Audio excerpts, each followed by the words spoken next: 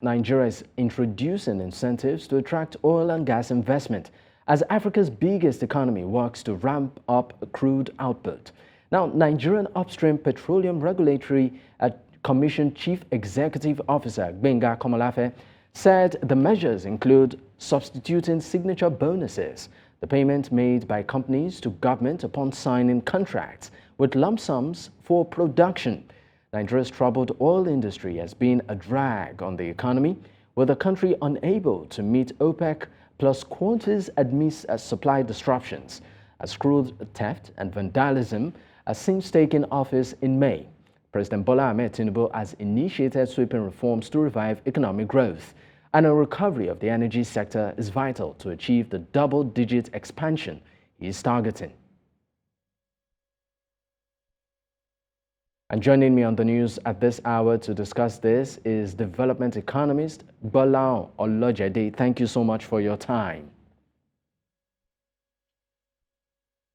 All right, now Africa's biggest economy wants to increase its crude oil out production, which has been lagging behind for years now. Now, of course, how would you look at this particular target and what can be done to achieve it? Okay. Well, there is no target that is unachievable, in my opinion. When I remember the fact that way back November 2005, this same country produced an average of 2.5 million barrels per day of crude. That 2.5 million barrels per day, we allowed things to degenerate till it became about 931,000 barrels. So if we take the right steps, we can actually rev up production dramatically and way beyond where we have been in 2005. So part of the initiatives to make that happen is what government is trying to do right now.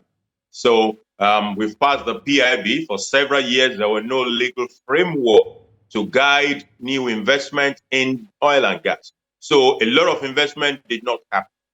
Well, we have now passed PIB and there's a legal framework.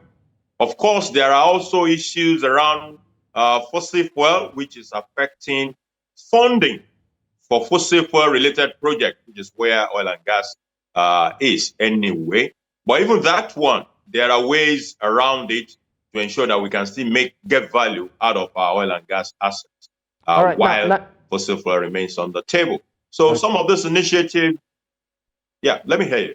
Okay, I was about to ask that the biggest story, or one of the biggest story right now in Nigeria, has to do with the Port Harcourt refinery being technically ready for refining, and of course incentives about introducing a more attractive, will I call it, investment when it comes to the oil and gas sector. Let's look at the impact of this particular refinery as regards the availability of the product and also revenue generation. How much of an impact will it have when it comes to the availability, affordability also of the product and also revenue generation for the government?